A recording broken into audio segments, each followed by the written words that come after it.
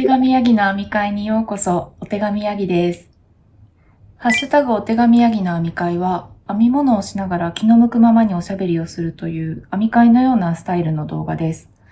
皆さんもお茶とおやつと編みかけを用意して、編み物の時間を一緒に楽しみましょう。それでは始まります。5種類編み込み模様が載っていて、全然チャートかけてないっていう。なんかリボンを丸く巻いたような形をしている。今回はこの動画が公開される予定の3月31日がイースターの日だということなので、そのイースターにちなんだ編み物のアイテムのお話だとか、イースターの日によく食べられているというパンを作ってみたりしたので、そんなお話をしていこうと思います。まず今日編んでいるものなんですが、これはエスパストリコットさんのデザインのサンデーモーニングラップという巻物を今日は編んでいます。2024年の編み物の計画という以前出した動画で、これと似たような感じのサンデーモーニングショールっていうのを編みたいなっていうお話をしてたんですけど、これはそれと対になっている感じのもので、サンデーモーニングショールは三角ショールでボップルがついている可愛い感じの三角ショールなんですけど、このサンデーモーニングラップっていう方はボップルがなくて、形が台形のような形をしているショールなんですかねっていうものを編んでいます。以前出した動画でサンデーモーニングショールをこの工業紙で編もうと思っていますっていうお話をしたんですけど、サンデーモーニングショールを編むつもりでスワッチを編んだんですね。で、そのスワッチのゲージを測ってみたら 17.5 目だったんですね。で、サンデーモーニングショールの指定のゲージが、確か19目だったと思うんですけど、なので、ちょっと緩めになっちゃったんですよね。で、ショールなので、多少ゲージがずれてても大丈夫だと思ったし、スワッチを編んだ針サイズからもう少し大きくしてサイズ調整してもいいかなと思ったんですけど、ちょっとどうしようかなって一旦考えている時に、このサンデーモーニングラップの方のゲージを見てみると、ちょうど私が編んだスワッチと同じ 17.5 目だったんですね。なので、だったらこっちを編んじゃおうかなっていうことで、サンデーモーニングラップの方に変更しました。で、これはちょっと今、編み地がギュッてなっちゃってて分かりにくいんですけど、こんな台形みたいな形をしているんですね。で、台形の長辺短辺で言うと、短辺の方から作り目をして編み始めて、だんだん増やし目しながら作っていくっていう進め方なんですけど、で、間にこんな風に、これはねじりゴム編みなんですけど、このねじりゴム編みを挟みながら進んでいくっていう感じで、メリヤス編みとゴム編みだけなので、気分転換のプロジェクトみたいな感じでちょうどいいかなと。あと動画を撮るのにちょうどいいプロジェクトだなと思ったので、のんびり進めているところです。ということで、前置きでも言ったんですけど、この動画が公開される予定の3月31日が何の日かなってちょっと調べてみたら、イースターっていうイースターの日だということなんですね。あまり日本では浸透していないので馴染みがないと思うんですけれども、クリスマスと同じような感じの、キリスト教徒の人たちの元はイベントみたいなんですけど、意味合い的にはキリストの復活を祝う日なんだそうです。ちなみにクリスマスはどんな意味があるかというと、こちらはキリストの誕生を祝う日ということなんですね。で、そのイースターの日っていうのが毎年春分の日以後の満月の後に来る日曜日っていうちょっと複雑な定義があるみたいなんですけど、それが2024年の今年は3月31日がその日に当たるんだそうです。で、私も詳しくはよく知らないんですけど、イースターの日には卵を飾るみたいなんですね。卵の殻をいろんな色にペイントして飾るっていうのがイースターの定番のデコレーションみたいな感じらしいんですけど、もう2月の中旬ぐらいからラベリーを探索していると、このイースターのシンボルとされている卵型の編みぐるみみたいなもののパターンとか、あとウサギもよく使われるシンボルだそうで、ウサギの編みぐるみも結構見かけるようになってきます。なんかそれぞれ意味があるみたいで、卵は新しい命とか復活とかっていう意味合いがあるんだそうです。で、ウサギは豊穣とか生命の力を象徴するモチーフらしいです。そういう意味合いはさておき、普通に卵とかウサギのモチーフの編みぐるみ可愛いのがいっぱいあったので、私もなんか作ってみたいなと思って今飾っているこちらをね、作ってみました。これジュリー・ウィリアムズさんっていう方がデザインした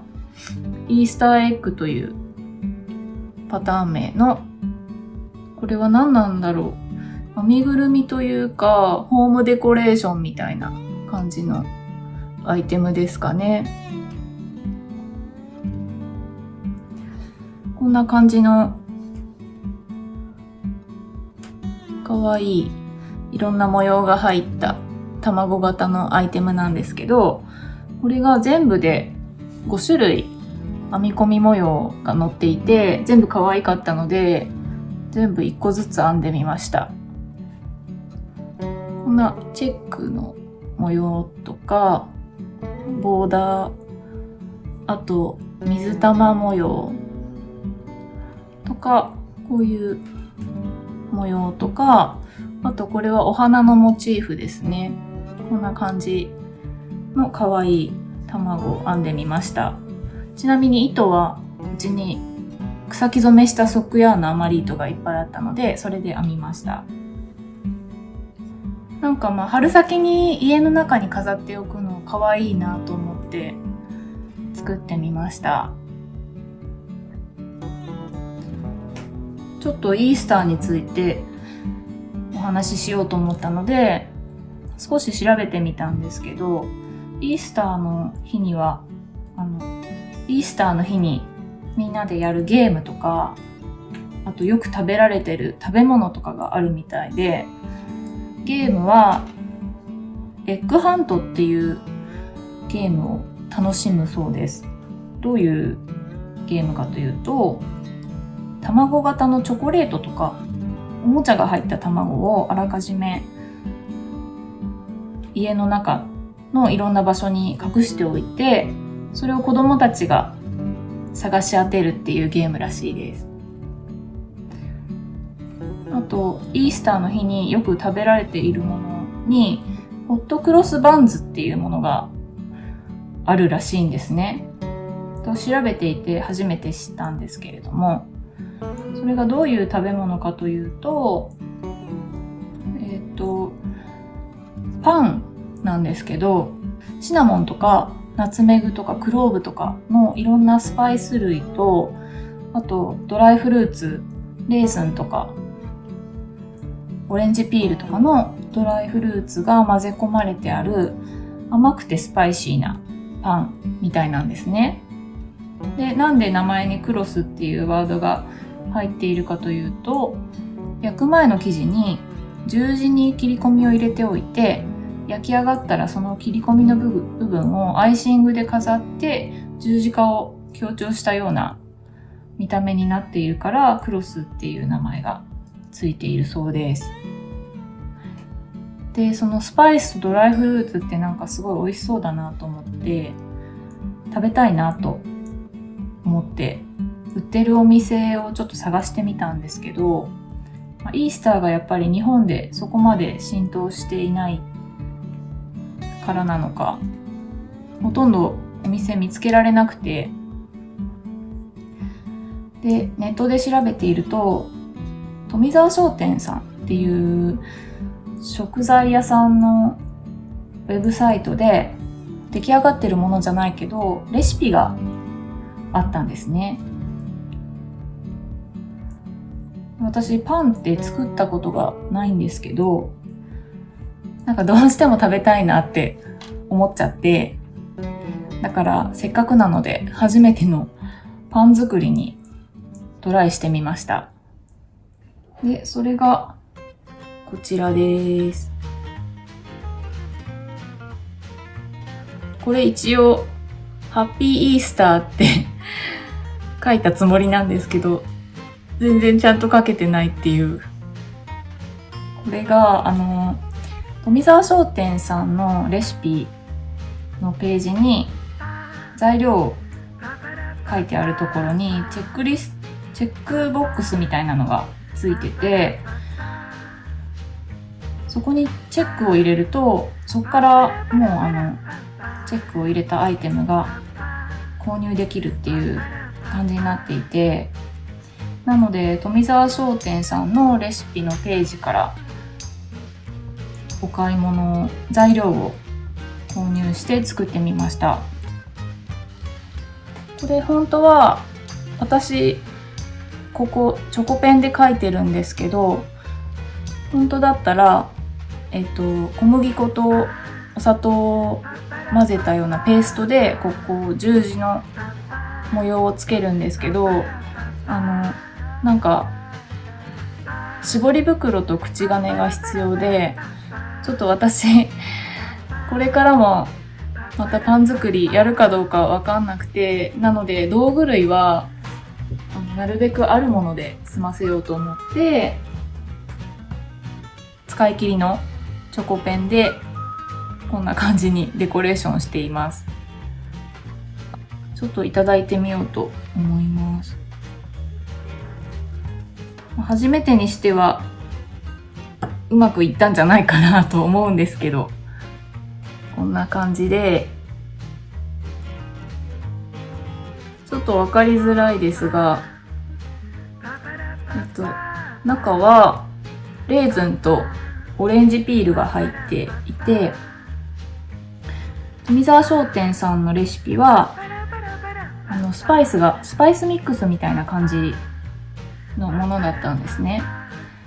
なので結構材料まだ余っているので、飲み物はそのスパイスミックスでチャイを入れてみました。これがすごい美味しいです。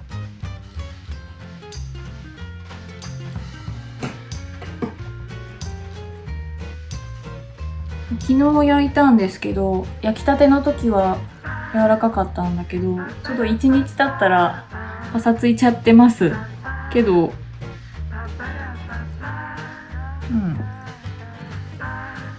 美味しい。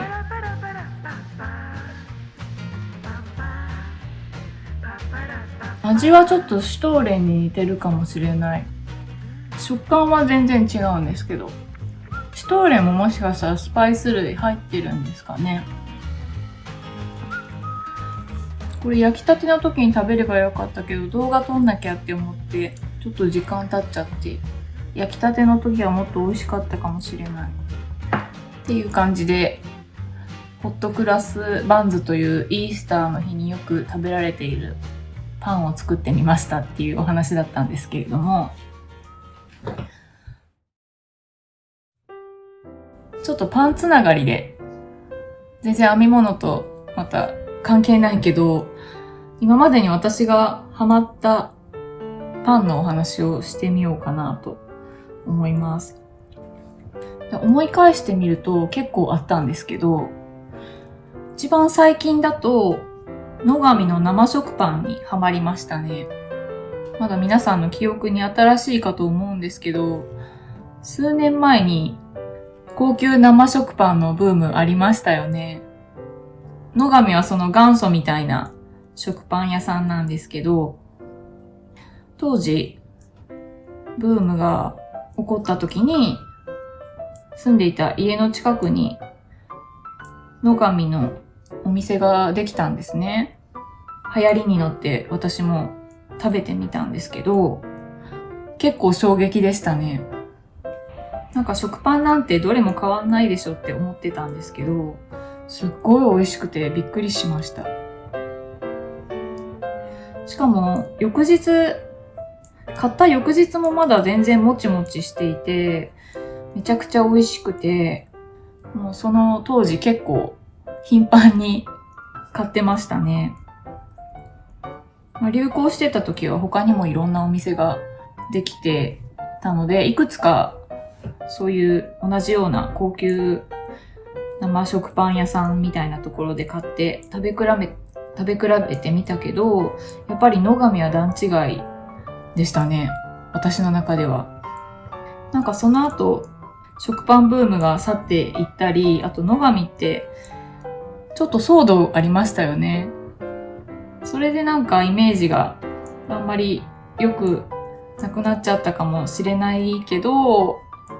食パンに罪はないということで、今でも大好きなパンですけど。で、ハマったパンの2つ目は、これも皆さんよくご存知かもしれないけど、ローズネットクッキーっていう、よくコンビニとかで売ってるパンですね。パンっていうか、ドーナツとクッキーの間ぐらいな菓子パンなんですけど、形はミスドのフレンチクルーラーに似た感じの、ホイップクリームを絞ったような形をしたものなんですけど、安くて満腹感があるすごいコスパのいい菓子パンなので、結構若い頃よく食べてました。で、最近はあんまりコンビニで買い物しなくなったので全然食べてないですけど、たまに思い出して今でも食べたいなってたまに思うパンですね。で、3つ目は、これは若い世代の人はあんまり知らないかもしれないんだけど、ポン・デ・ケージョっていうパンご存知でしょうか？私が、あれいつだろう、中高生ぐらいの時かな。一時流行ったと思うんですけどね。これがブラジル発祥のパンらしくて、パンっていうか、ほとんどチーズみたいな、すっごいもちもちしたちっちゃな丸いパンなんですけど、ちょっと調べてみたら、原料がタピオカと同じ原料のデンコっていうものを生地に使っているらしくて、だからタピオカに近いもちもち感があるんだなと思いました。これも今でも好きで見かけると買っちゃうパンなんですけど、ホットクロスバンズを調べていた時に富澤商店さんのレシピの中にポン・デ・ケージョもあったので、今度作るならポン・デ・ケージョを作ってみたいなと思っています。ハマったパンの4つ目は、新宿駅の京王モールの中にかつてあったタップハウスっていうベーカリーカフェで売られていたメープル風味のペーストが練り込まれたデニッシュパンですね。これはすごいローカルな感じになっちゃうんですけど、そのタップハウスっていうベーカリーカフェがほんと何の変哲もないチェーン店のカフェみたいな雰囲気なんだけど、実はパンのクオリティがすごい高くて、特にデニッシュ系が美味しいパン屋さんだったんですね。で、いろいろあるんですけど、その中でも私はメープル風味のペーストが練り込んである、こんな二等辺三角形みたいな形をしていたと思うんですけど、そのデニッシュにめっちゃハマって、あとそこのお店サンドイッチも結構美味しくて、キャロットラペみたいなのが挟まったのと、あとカレー味のツナとマカロニがあえてあるようなものを挟んだサンドイッチがすっごい美味しくて大好きで、よく買って食べてましたね。ハマったパンの5つ目はニューデイズのサーモンカツサンドなんですけど、ニューデイズってJR が運営しているコンビニなので、 JR の駅の改札口近くとかによくあるんですけど、これもかなり昔の話なので、今はサーモンカツサンドないと思うんですけど、20年以上前ですかね。その頃それにハマってて、すごい買いに行ってました。なんかそれ目当てによくニューデイズに寄り道してランチ用に買ったりしてたんですけど、いつの間にかなくなっちゃって自然と足が遠のいちゃいましたけど、もしリクエストできるのなら再販してほしいなって思っているパンです。で、ハマったパンの6つ目は、これもやっぱりローカルな感じになっちゃうんですけど、吉祥寺にリンデっていうパン屋さんがあるんですけど、本格ドイツパンのお店で、そこで売ってるプレッツェルにハマりましたね。これもかなり昔の話になっちゃうんですけど、吉祥寺の近辺に住んでいて、よく吉祥寺に出かけていた頃にハマって食べていたパンで、プレッツェルってドイツの伝統的なパンなんですけど、こういうなんかリボンを丸く巻いたような形をしているパンで、ちょっと塩味が効いてて、リボン状になっている中に細いところと太いところとがあって、細いところはカリカリで、太いところはもちもちして美味しいっていう感じのパンです。それが見た目の色味といい、ツヤといい、結構食欲をそそる感じで、試しに一回食べたらめっちゃ美味しいってなって、その頃よく食べてましたね。なんか思い返してみたら結構ハマったパンいっぱいありましたね。皆さんは記憶に残っているドハマりしたパンありますか？よかったら教えてください。ということで、今日はイースターのお話、パン作ったよとか編んだものとかご紹介しました。で、今日は3月最後の日の編み会動画でしたが、明日から進学とか就職とか人事異動とかで何かしら環境の変化があるっていう方もいらっしゃると思いますが、そんな方は今日一日はなんとなくそわそわと落ち着かない一日なのかなと思いますが、この動画で少しでも気を紛らわせていただけてたら嬉しいです。ということで今日はここまでで終わりです。最後までお付き合いいただきありがとうございました。また次の動画でお会いしましょう。さようなら。